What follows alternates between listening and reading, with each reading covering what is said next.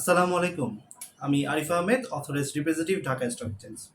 আপনাদের সকলকে আমন্ত্রণ জানাচ্ছি কাই টিভির নিয়মিত স্টক মার্কেট আপডেট ব্লগে। আজকের ব্লগটা একেবারে একটা ভিন্ন বিষয় নিয়ে আপনাদের সামনে তুলে ধরব। সেটি হচ্ছে গিয়ে আসলে শেয়ার ব্যবসা কিভাবে শুরু করবেন এবং আসলে আমি আমার জীবনে কিভাবে শুরু করেছিলাম, সেই একেবারে বাস্তব জীবনের অভিজ্ঞতা থেকে আপনাদের সাথে শেয়ার করার চেষ্টা করব। তো আসলে আপনি কিন্তু এই শেয়ার বাজারে দেখবেন বেশিরভাগ মানুষই কিন্তু আসলে ঠকে শিখে। অর্থাৎ একটা লস করে এবং লস করে, করে তারপরে কিন্তু মানুষ শিখতে থাকে যে আসলে কি করা উচিত ছিল, কি করা উচিত ছিল না। আসলে সবচেয়ে বেশি ইম্পোর্টেন্ট হচ্ছে কি করা উচিত ছিল না এটা জানা। কি করা উচিত এটা তো আসলে আমরা মোটামুটি অনেকেই জানি। কিন্তু কি করা আসলে উচিত না সেটাই আমরা আজকে আপনাদের সামনে তুলে ধরবো।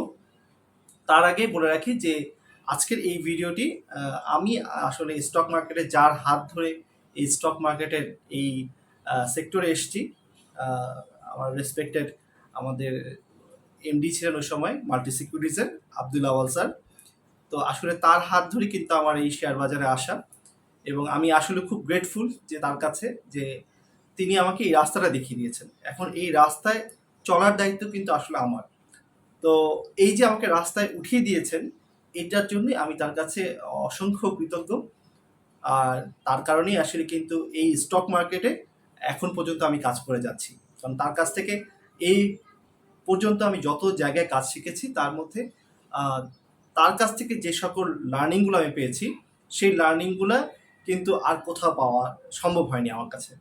তো সেসব বিষয় আপনাদের সাথে শেয়ার করব। আর যেটা প্রথমে বলছিলাম যে আসলে নিজে ঠকে শেখার থেকে অন্য কোনো যারা স্টক মার্কেটে ইনভেস্ট করেছে, যারা অনেকদিন ধরে স্টক মার্কেটে রয়েছেন, তাদের কাছ থেকে কিন্তু অভিজ্ঞতা নিয়ে যদি আপনি স্টক মার্কেটে ইনভেস্টে আসেন, সেই ক্ষেত্রে কিন্তু আপনার সাকসেস হওয়ার সম্ভাবনাটা অনেক বেশি বেড়ে যায়।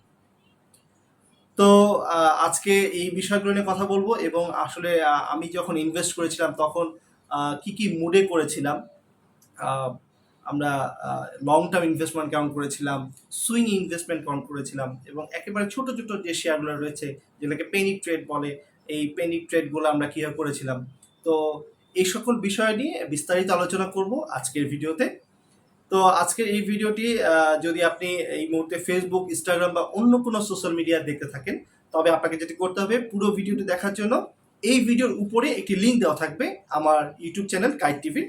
সেই লিঙ্কে ক্লিক করে খুব সহজে চলে যাবেন আমার ইউটিউব চ্যানেলে, এবং সেখানে গিয়ে আপনি বিস্তারিত ভিডিওটি পেয়ে যাবেন। তো আশা করি আপনাদের সবার সাথে আমার দেখা হচ্ছে আমার ইউটিউব চ্যানেলে। ধন্যবাদ।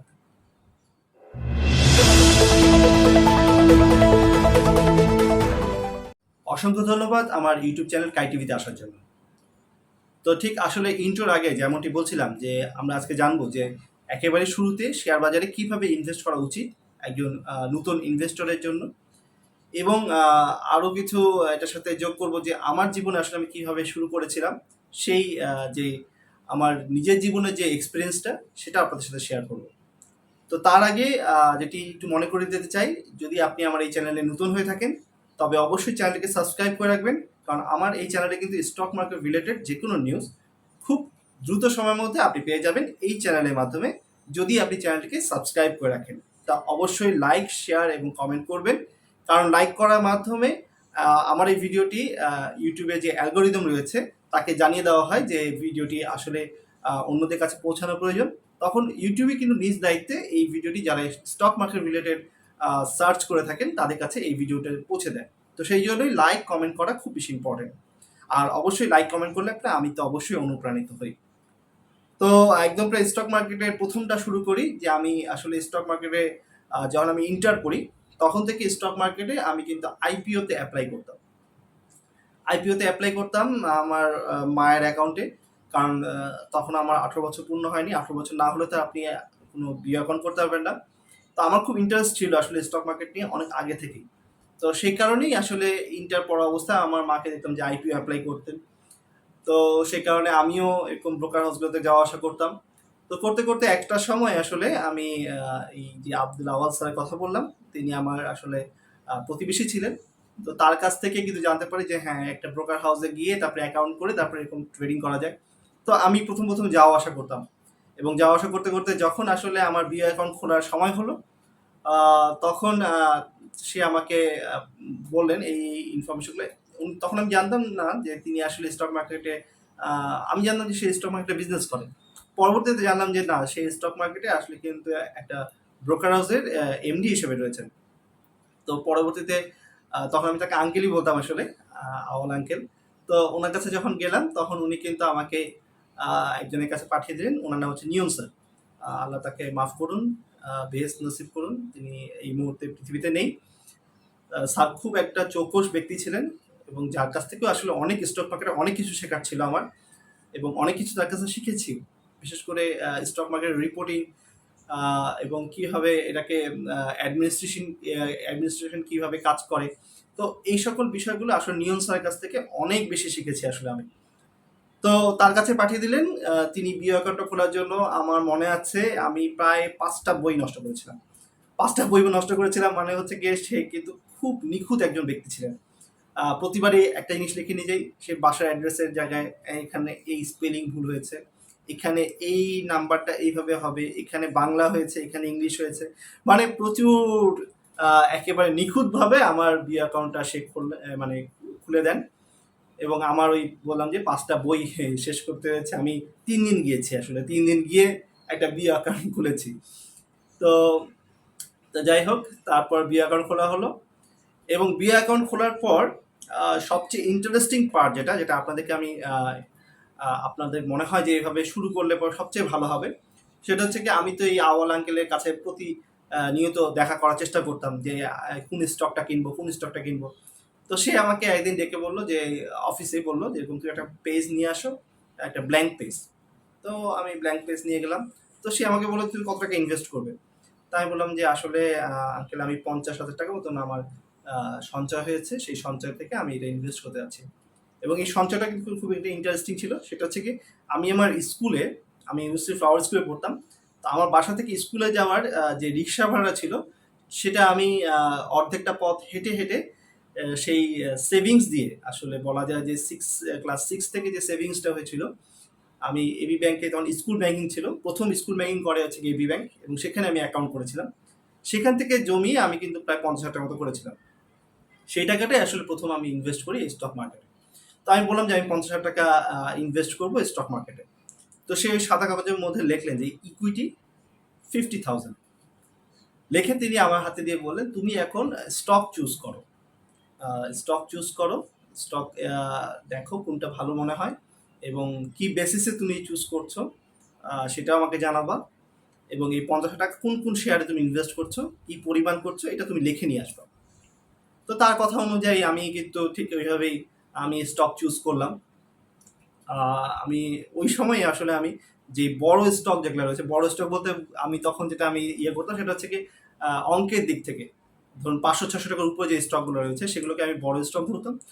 ছোট স্টক ধরতাম যেটা হচ্ছে কি একেবারে খুব পয়সা সামথিং, তখন মিউচুয়াল ফান্ড ছিল, এমস ছিল কিছু একদম পয়সাতে, কিছু ১-২ টাকার শেয়ার ছিল, ১০ টাকার নিচে যে শেয়ারগুলো ছিল সেগুলো চুজ করলাম। এবং আরেকটা চুজ করলাম সেটা হচ্ছে যেগুলো একটু গ্যামলিং হয়, জেড ক্যাটাগরি, এখন যেটা আমরা বুঝি যে লো লো পেড আপ যেগুলা, তো যেগুলো আসলে দেখতাম যে খুব বেশি উঠানামা করে। তো এরকম একটা পার্ট করলাম। এই ৩টা ভাগে ভাগ করে আমি কিন্তু ইনভেস্টমেন্টে একটা পোর্টফোলিও সাজিয়ে ফেললাম এবং গিয়ে তাকে পরের সপ্তাহে বললো যে তুমি পরের সপ্তাহে এসো।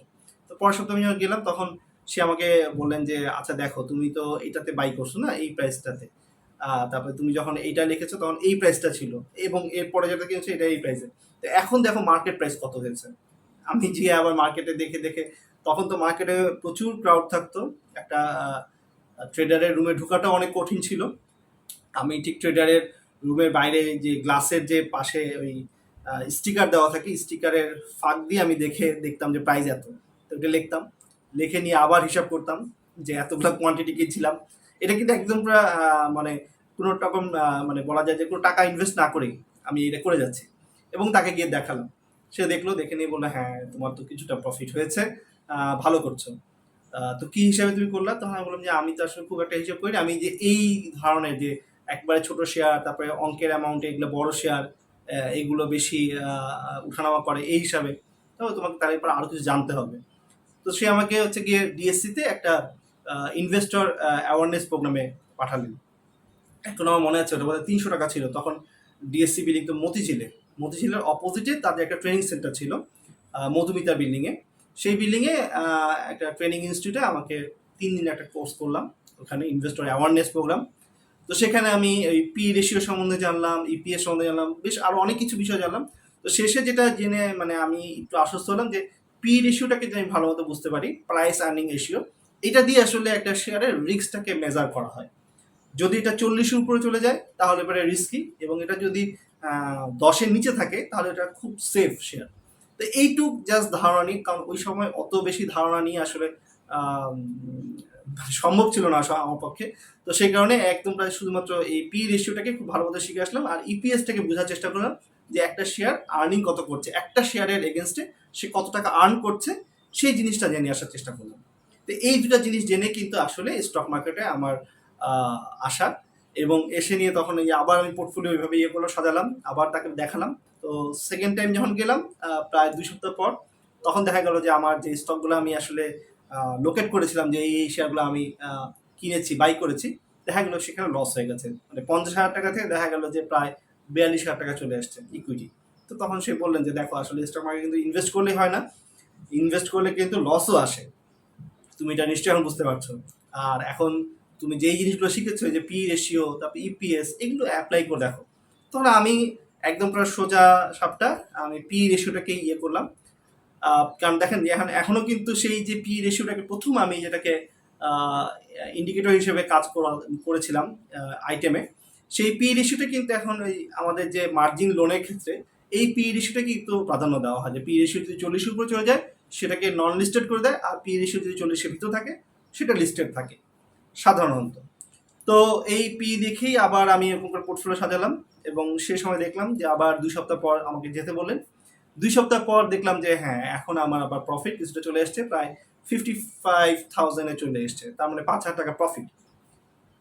তো এর মধ্যে আসলে কিন্তু দীর্ঘ 3 মাস চলে গেছে, আমি যাচ্ছি আসছি যাচ্ছি আসছি, কোনো ইনভেস্টমেন্ট নাই। এর মধ্যে সে আমাকে ঢাকা স্টক এক্সচেঞ্জে ট্রেনিং করাচ্ছে, কখনো সিকিউরিটিজ কমিশন যদি কোনো ট্রেনিং অফার করে সেই ট্রেনিংয়ে পাঠাচ্ছে। আমি কিছু বই পড়ছি, তখন কিন্তু এত অ্যাভেলেবেল ছিল না, বিশেষ করে টেকনিক্যাল অ্যানালিসিসে কিন্তু কিছুই ছিল না আসলে। তখন কিন্তু আমরা ওই কে জিতবে, কিভাবে জিতবো, এইসব বইটই কিন্তু এইসব পড়তে পারতাম। স্টক মার্কেট নিয়ে রিলেটেড বই খুব কম পাওয়া যেত, আর যা পাওয়া যেত তা হচ্ছে কি আসলে বাইরের দেশে। ওয়ারেন বাফেটের কিছু বই ছিল। তো এই বইগুলো আবার আমি কালেক্ট করতাম হচ্ছে গিয়ে নীলক্ষেতকে আমি সবচেয়ে বলবো একটা বেস্ট জায়গা, যেখান থেকে আপনি খুব অল্প খরচে কিন্তু আপনি জ্ঞান অর্জন করতে পারেন, বিশাল জ্ঞান অর্জন করতে পারেন।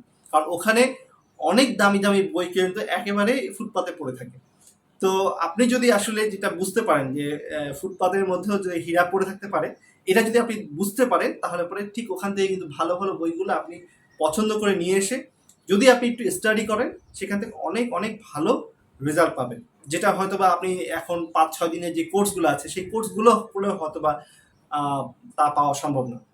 তো যাই হোক, ওরকম বই পড়ে টড়ে মোটামুটি একটা ধারণা হলো, এবং একটা মোটামুটি বলবো যে একটা ভালো ধারণা হলো স্টক মার্কেটের উপর।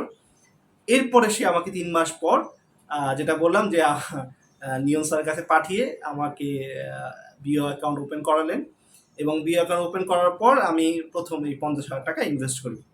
এবং এই 50,000 টাকা যখন ইনভেস্ট করি তখন আমার মাথায় এই 3টা জিনিসই কাজ করেছে, যে এখন আমি পি রেশিও সবচেয়ে লো দেখে কিনবো, যে একেবারে যেগুলো সেফ শেয়ার, এবং দ্বিতীয় ক্যাটাগরি করব সেটা হচ্ছে ফান্ডামেন্টাল শেয়ার। তখন এই ফান্ডামেন্টাল শেয়ার সম্বন্ধে একটা ধারণা হয়ে গেছে, এই ক্যাটাগরির শেয়ার কি।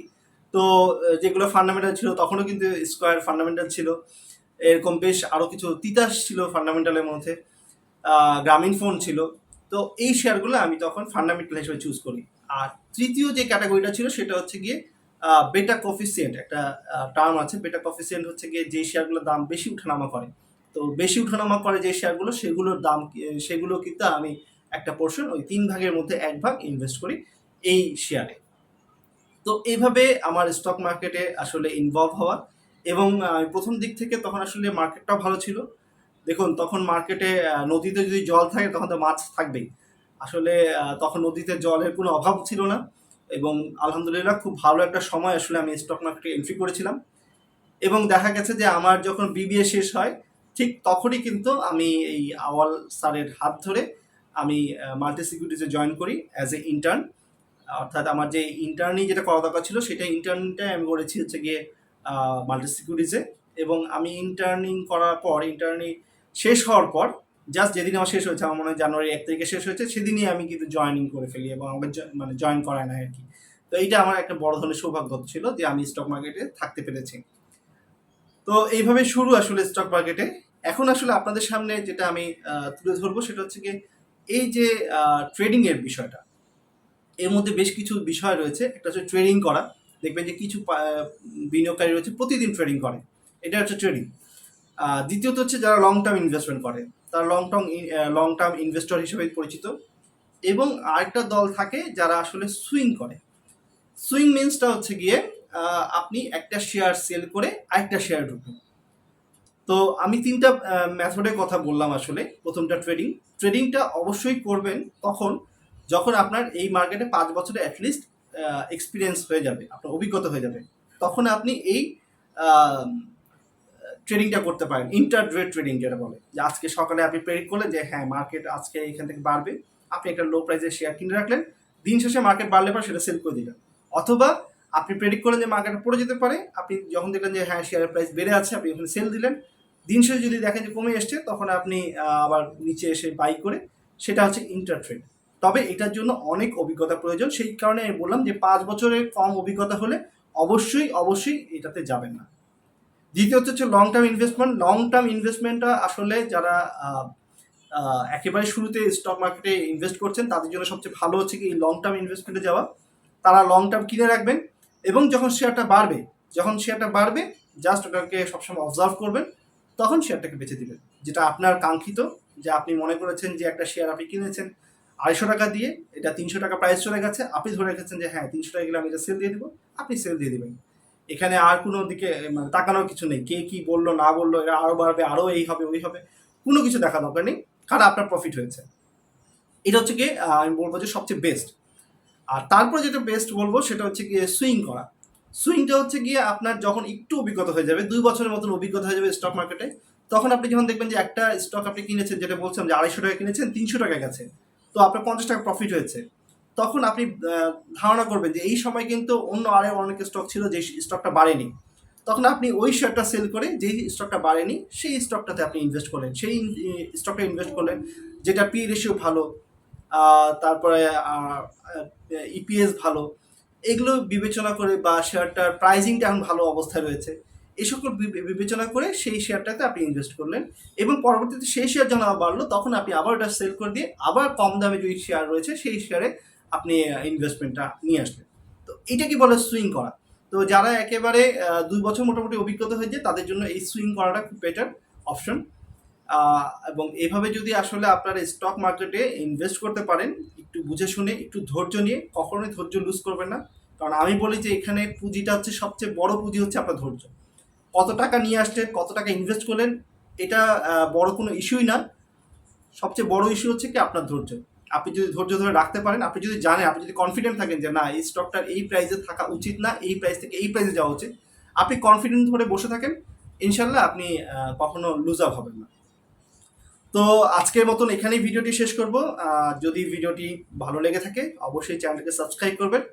আর আজ চলে যাচ্ছি, তার বলে যে আপনাদের সাথে আবার দেখা হচ্ছে তা না, খুব অল্প সময়ের মধ্যে আবার আসবো আপনাদের সাথে দেখা করতে স্টক মার্কেট আপডেট কোনো নিউজ নিয়ে। ততক্ষণ ভালো থাকবেন, সুস্থ থাকবেন। আল্লাহ হাফেজ।